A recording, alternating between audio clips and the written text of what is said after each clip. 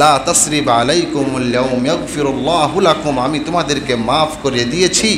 ওয়া আনতা আরহামুর রাহিমিন, আল্লাহ তোমাদেরকে মাফ করে দিবে। সুবহানাল্লাহ।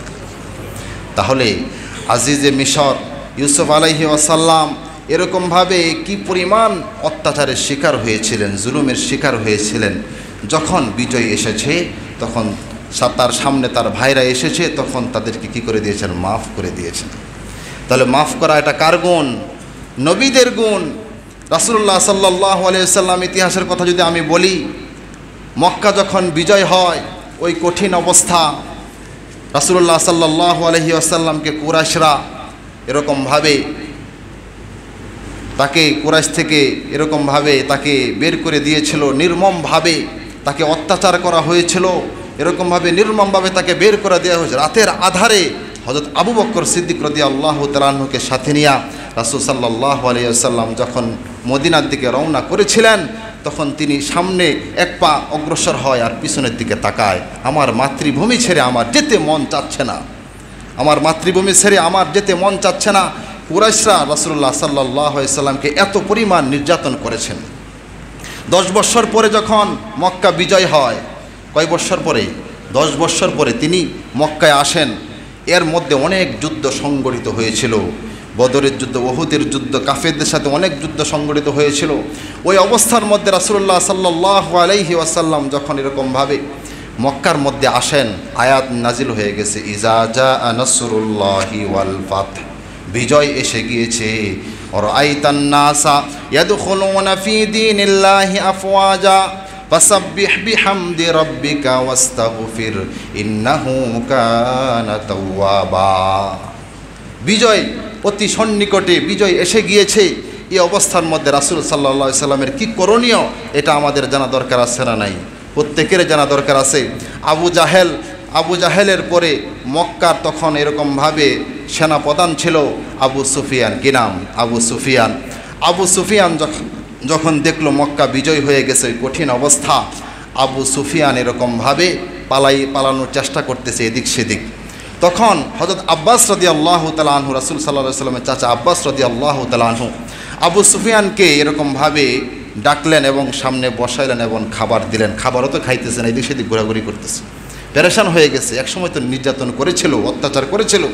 তা আব্বাস রাদিয়াল্লাহু তাআলা আনহু তাকে ডেকে সামনে নিয়ে আসলেন এবং খাবার দিলেন এবং তাকে বললেন যে, দিন কি তুমি মানো? ইসলাম কি তোমার ভালো লাগে?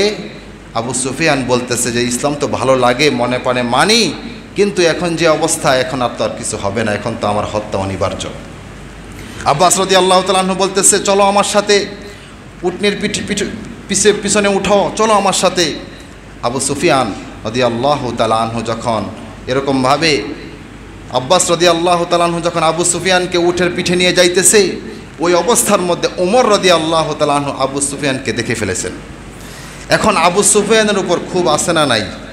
আবু সুফিয়ানের প্রতি এত পরিমাণ খুব ছিল, সে এত পরিমাণ নির্যাতন করেছেন, এটা বলার ভাষা নাই। এরকমভাবে রাসূল সাল্লাল্লাহু আলাইহি ওয়াসাল্লামের আপনারা যারা জীবনী পড়েছেন তারা বুঝতে পারবেন বিষয়গুলো, এত পরিমাণ নির্যাতন করেছেন। তো আবু সুফিয়ানকে এরকমভাবে যখন উটের পিঠে নিয়ে যাইতেছে, ওমর রাদিয়াল্লাহু তাআলা তখন খাবার খাইতেছে।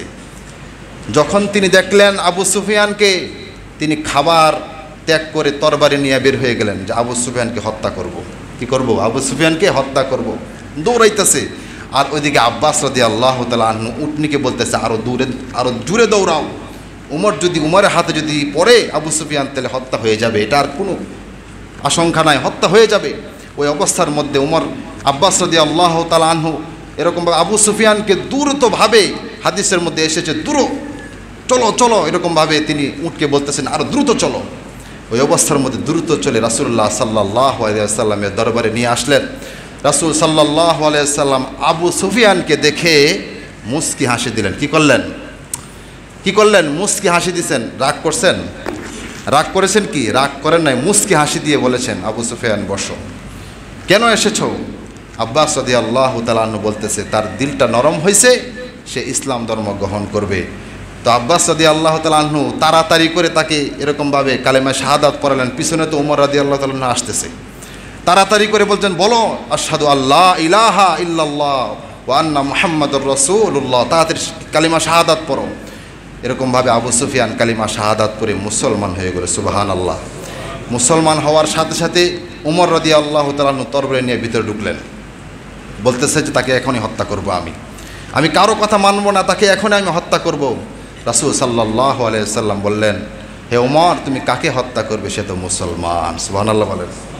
তুমি কাকে হত্যা করবে? সে তো মুসলমান হয়ে গেছে, ইসলাম ধর্ম গ্রহণ করেছে, তাকে তুমি হত্যা করতে পারবে না। রাসূল সাল্লাল্লাহু আলাইহি ওয়াসাল্লাম তখন একটা কথা বলেছেন যে আব্বাস রাদিয়াল্লাহু তাআলা আনহু যে কাজটা করেছে এটাও ইসলাম, উমর রাদিয়াল্লাহু তাআলা আনহু যে কাজটা করেছে এটাও ইসলাম। কথা বলেন ঠিক কিনা? দুইজনের কাজ যেটা হয়েছে এটাই দুইটাই ইসলামকে সমর্থন করে।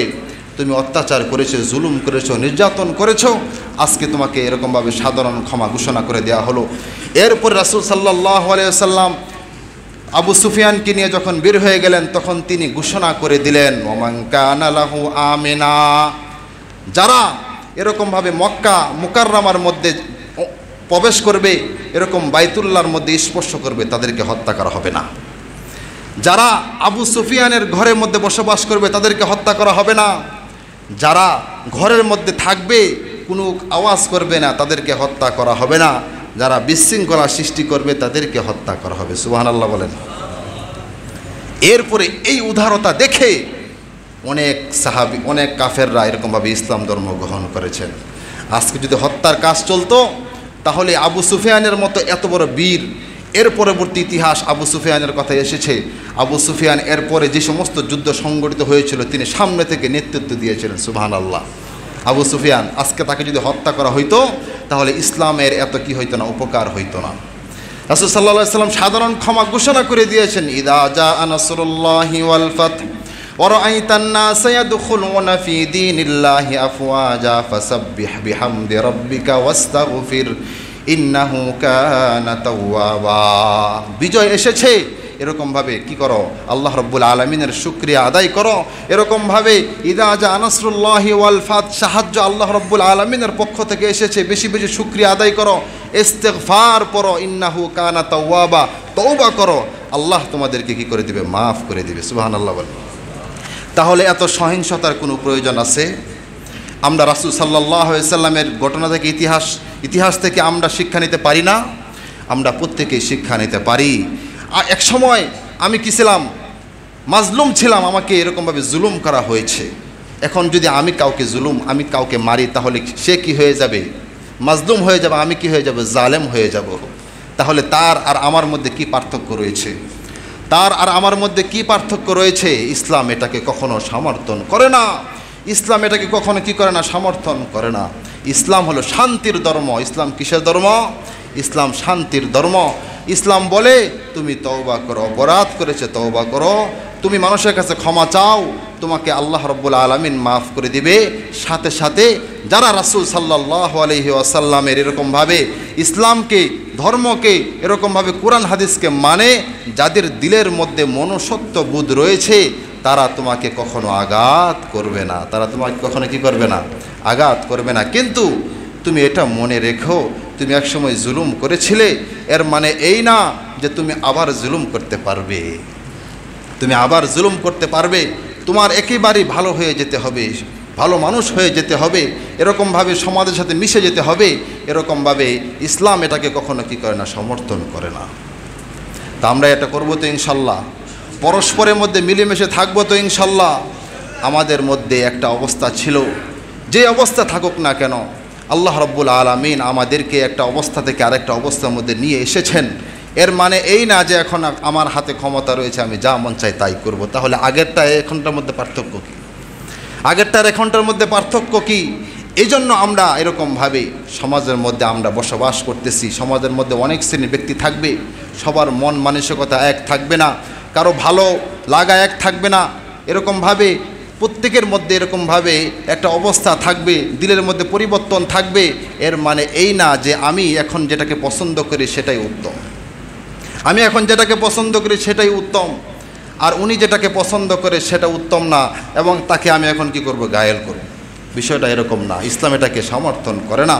এরকমভাবে ইউসুফ আলাইহি ওয়াসাল্লামের ঘটনা থেকে, রাসূলুল্লাহ সাল্লাল্লাহু আলাইহি ওয়াসাল্লামের ঘটনা থেকে আমরা শিক্ষা গ্রহণ করব তো ইনশাল্লাহ? কোরআন কি বলে আমরা বুঝতে পেরেছি তো ইনশাল্লাহ, হাদিস কি বলে আমরা বুঝতে পেরেছি তো ইনশাল্লাহ। এই অনুযায়ী আমরা কি করব? আমল করব। এই অনুযায়ী আমরা কি করব? আমল করব।